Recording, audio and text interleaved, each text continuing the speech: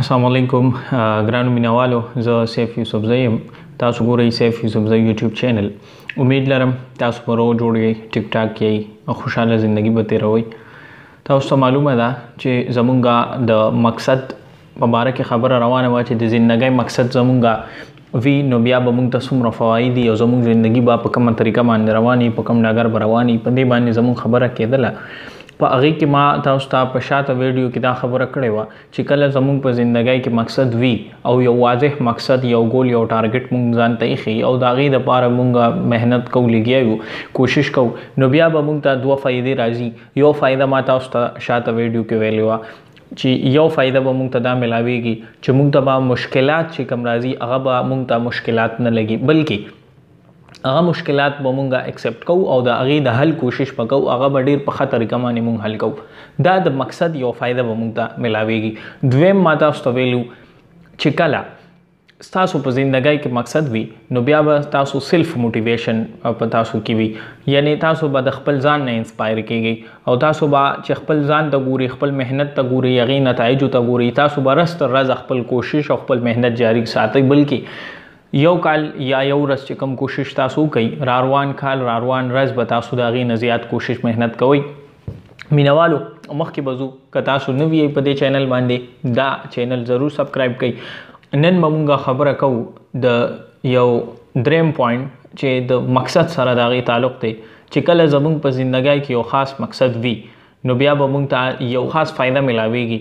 نو هغه به دا وي چې زمونږ به په شخصیت کې یا زمونږ په کار کې یا زمونږ په پیشه کې به یونیکنس پیدا کیږي. د هغې وجه به څه وي او ولې به پیدا کیږي؟ کله چې زمونږ په زندګۍ کې مقصد وي نو زمونږ ټارګټ، زمونږ ګول یو وي، د هغې دپاره مونږ کوشش کوو، لګیا یو. زمونږ چې څومره صلاحیتونه دي، څومره مونږ ته الله رب العزت د الله د طرفه، د قدرت د طرفه مونږ ته صلاحیتونه، ایبیلیټیز میلاو شوي دي، نو هغه مونږ په یو ځای باندې فوکس کو. تاسو به کتلی مختلف گیمز تاسو وګورئ، بعضې گیمز تاسو وګورئ چې هغه کله تاسو مطلب واچ کوئ وی ګورئ نو سړی ورته ډېر حیران شي چې دا څنګه پاسبل کیدی شي. نو دا څنګه پاسبل کیدی شي؟ نو د هغې جواب دا دی چې هغې چې څومره د هغې ایبیلیټیز دي او څومره د هغې ذهانت دی، قوت دی، او مطلب د هغې مایند پاور دی، د دماغو چې څومره قوت دی، هغه په یو ځای باندې فوکس کړئ، په یو ځای باندې لګولی.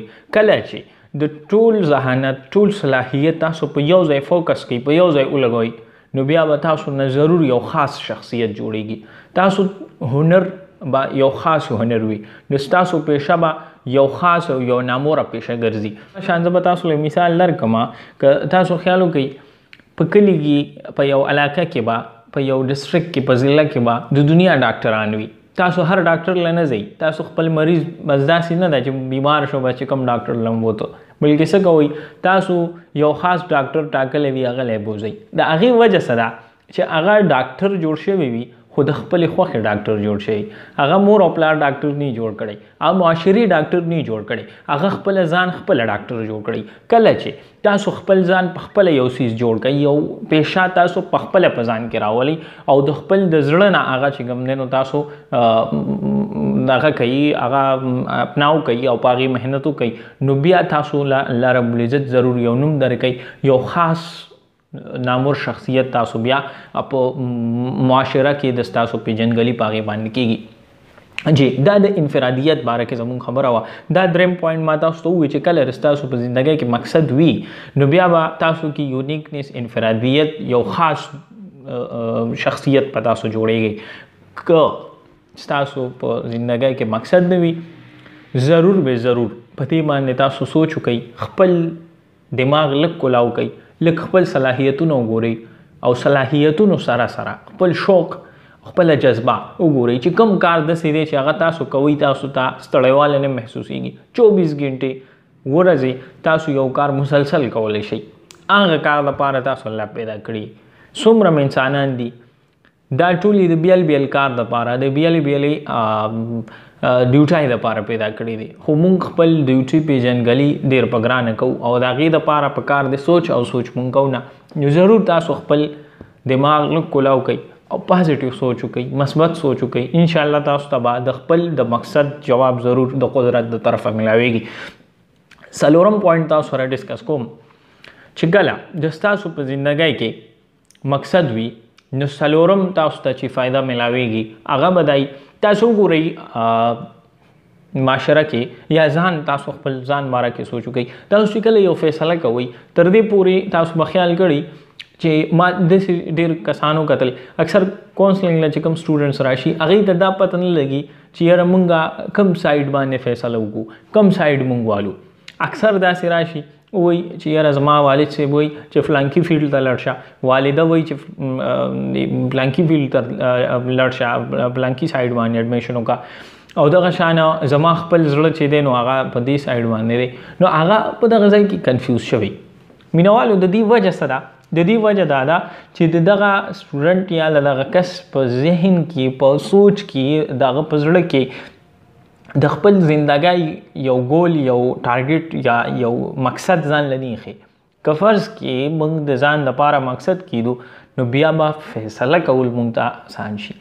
دا څلورم صفت دی چې دا په انسان کې پیدا کیږي د مقصد د تعین سره. چې کله تاسو مقصد ځان لکې دی، یو ټارګټ کې دی، یو ګول کې دی او د هغې دپاره بیا محنت او کوشش کوئ نو څلورم صفت چې په تاسو کې یو صلاحیت الله کې دی نو هغه به قوت فیصله د فیصلې قوت پي.